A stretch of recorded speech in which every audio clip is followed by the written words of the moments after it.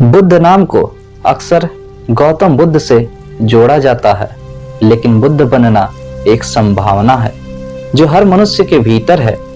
बुद्ध का अस्तित्व मन, विचार और भावनाओं से परे होता है।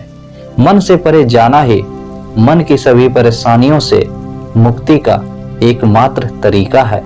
आध्यात्मिक रास्ते पर विकास करने वाला व्यक्ति गौतम को अनदेखा नहीं कर सकता, क्योंकि उनकी उपस्थिति बहुत असरदार बन गई है। उनके अपने जीवन में 40,000 भिक्षु बाहर जाकर उनके ज्ञान और आध्यात्मिक प्रक्रिया को फैला रहे थे। उन्होंने अपने शांतिपूर्ण तरीके से दुनिया को हमेशा के लिए बदल दिया था। वह पृथ्वी के सबसे महान आध्यात्मिक लहरों में से एक रहे हैं।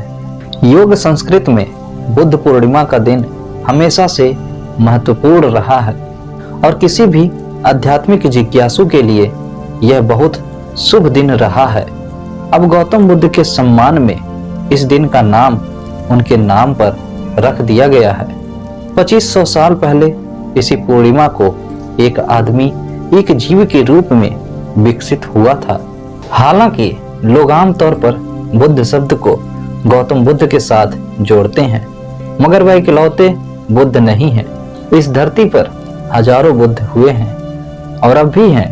बु का अर्थ है बुद्धि, जो अपनी बुद्धि से ऊपर उठ चुका है, जो अब अपने मन या दिमाग का हिस्सा नहीं है, वह बुद्ध है। फिलहाल ज्यादातर लोग बस विचारों, भावनाओं, मतों और पूर्वाग्रहों की एक गठरी हैं। कृपया ध्यान दीजिए, जिसे आप मैं समझते हैं वह बस उन चीजों का एक मिश्रण है जो अपने बाहर से इकट्ठा की है। जैसी भी स्थितियां आपके सामने आई, आपने उसी तरह की व्यर्थ बातें अपने दिमाग में जमा कर ली। आपका दिमाग समाज का कूड़ेदान है, क्योंकि आप चुन नहीं सकते कि आपको क्या ग्रहण करना है और क्या नहीं। जो भी उस रास्ते से गुजरता है, आपके दिमाग में कुछ न कुछ फेंक जाता है। आप चाहें तो इस बकवास को दिव्यता की तरह सुरक्षित रख सकते हैं, मगर वह कोई दिव्यता नहीं बन जाएगा। यह बस एक साधारण सा दिमाग है।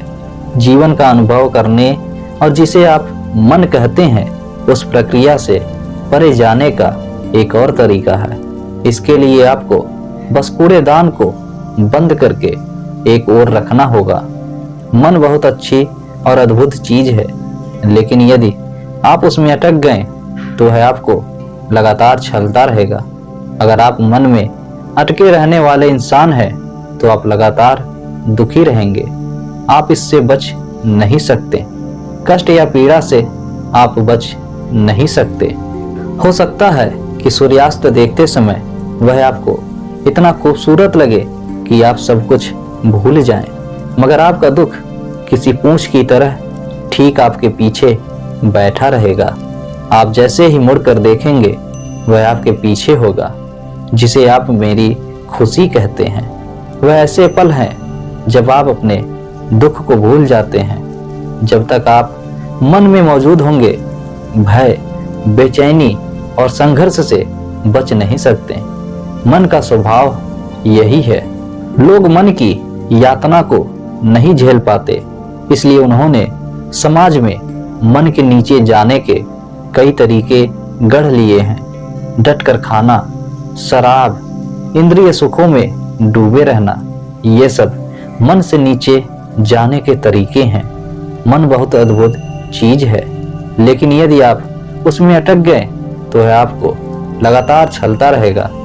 अगर आप मन में अटके रहने वाले इंसान हैं, तो आप लगातार दुखी रहेंगे। आप इससे बच नहीं सकते। कष्ट या पीड़ा से बच नहीं सकते हैं। लोग इन तरीकों का इस्तेमाल करके कुछ पलों के लिए अपनी यातना भूल जाते हैं। आप बोतल पीकर सो जाते हैं। कुछ घंटों के लिए आपका मन आपको परेशान नहीं करता, क्योंकि आप मन के नीचे चले जाते हैं। आपको बहुत सुख मिलता है और बहुत राहत मिलती है, क्योंकि आपके मन की यातनाएं अचानक से गायब हो जाती हैं, इसलिए आपको इसकी लत लग जाती है। मगर विकास प्रक्रिया की प्रकृति ऐसी है कि यह जीव जो मन के नीचे था अब मन में पहुंच गया है। अगर वह मुक्त होना चाहता है तो उसे मन के परे जाना होगा। विकास प्रक्रिया में पीछे जाने जैसी कोई चीज नहीं होती। अगर आप किसी रसायन का इस्तेमाल करके मन के नीचे जाते हैं तो आप देखेंगे कि जीवन की सच्चाई हमेशा ज्यादा तीव्रता से तब आपके सामने आती है जब उस रसायन का असर समाप्त हो जाता है। हमेशा ऐसा ही होता है, दुख बढ़ जाता है। योग की प्रक्रिया यह देखने के लिए है कि मन से परे कैसे जा सकते हैं। जब आप मन से परे होते हैं तभी आप अपने असली रूप में हो सकते हैं, और जब आप अपने असली रूप में हो जाते हैं तभी आप बुद्धत्व को प्राप्त हो जाते हैं और आप भी बुद्ध बन जाएंगे।